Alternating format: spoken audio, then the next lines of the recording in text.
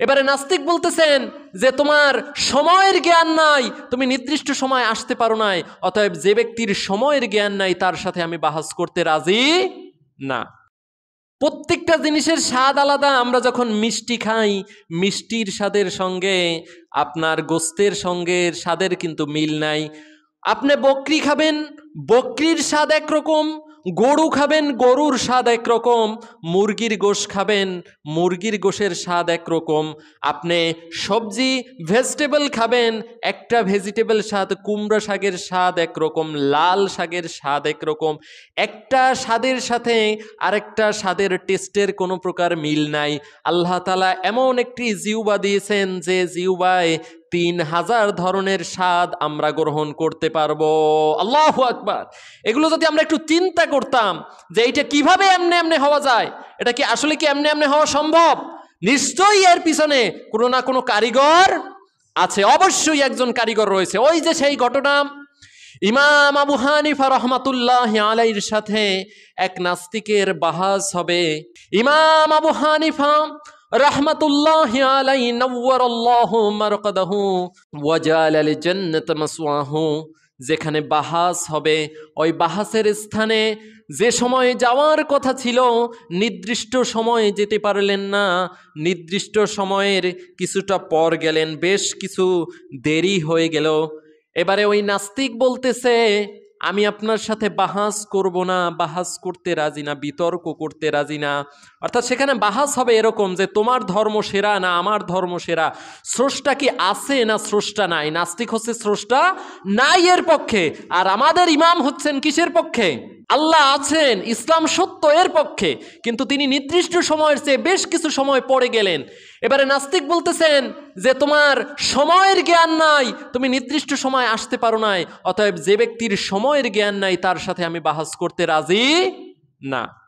এবার ইমাম আবু হানিফা বলতেছেন ঠিক আছে তুমি বাহাস করবা না, ঠিক আছে আমি মানলাম, কিন্তু আমার আসতে কেন দেরি হইল এটা তো শুনবা, কেন দেরি হইল এটা শোনো, তারপরে তুমি বাহাস করো বা না করো এটা তোমার ইচ্ছে। আচ্ছা ঠিক আছে বলো কেন দেরি হইল। ইমাম আবু হানিফা রহমতুল্লাহ আলাই বলতেছেন যে দেখো আমি যখন এখানে আসতে চাচ্ছিলাম তখন কিছু দূর আসার পরে আমার পথে একটা নদী বাজলো। কি বাজলো? আসার পথে একটা নদী বাজলো। এখন আমি এই নদী কিভাবে পার হব? আমার কাছে নৌকা নাই, কোনো মাঝিও নাই। আমি খুব বিস্ময়ের সাথে ভাবতে লাগলাম যে কিভাবে এই নদী পার হব। হঠাৎ করে দেখি সাডেনলি একটা কোথা থেকে একটা বিসি এসে আকাশ থেকে জমিনের উপরে পড়লো।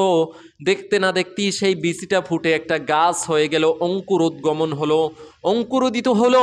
সেই গাছটা দেখতে না দেখতেই বিশাল এক মহিরুহু গাছে পরিণত হয়ে গেল, অনেক বড় গাছ হয়ে গেল। দেখতে না দেখতে কোথা থেকে হঠাৎ করে একটা করাত এসে গাছটা কেটে ফেললো, ফটাফট কতগুলো তক্তা হয়ে গেল।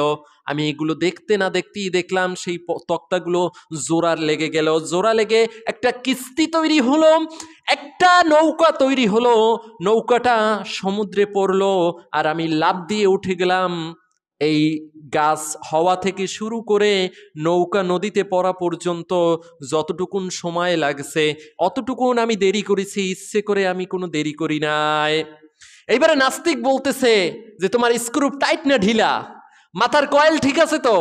এমন কি কথা বলতেছো যে তুমি দেখতে না দেখতে কোথা থেকে একটা বিচি পড়লো, সেইটা একটা মহিরুহু গাছ হলো, সেই গাছ আবার কোথা থেকে ফটাফট কোনো ধরনের মানুষের সহায়তা ছাড়া, কোনো ধরনের সাহায্য ছাড়া কি হলো, একটা তক্তা নৌকায় পরিণত হয়ে গেল, আর তুমি সেই নৌকা পার হয়ে এপারে এসে গেলে। তোমার মাথা ঠিক আছে তো?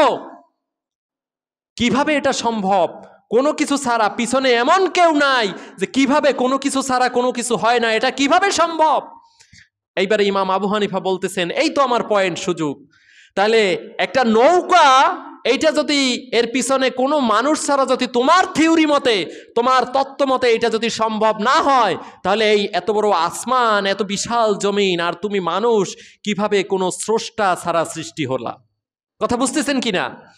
একটা এত বড় বিশাল জমিন আর আসমান, কোনো স্রষ্টা নাই। একটা নৌকা যদি কোনো স্রষ্টা ছাড়া সৃষ্টি হইতে না পারে, তাহলে তুমি মানুষটা কিভাবে স্রষ্টা ছাড়া সৃষ্টি হইলা? এবারে নাস্তিক বলতেছে সত্যি আমার জীবনের ভুল ধরা পড়লো, আমার জীবনের ভুল ধরা পড়লাম।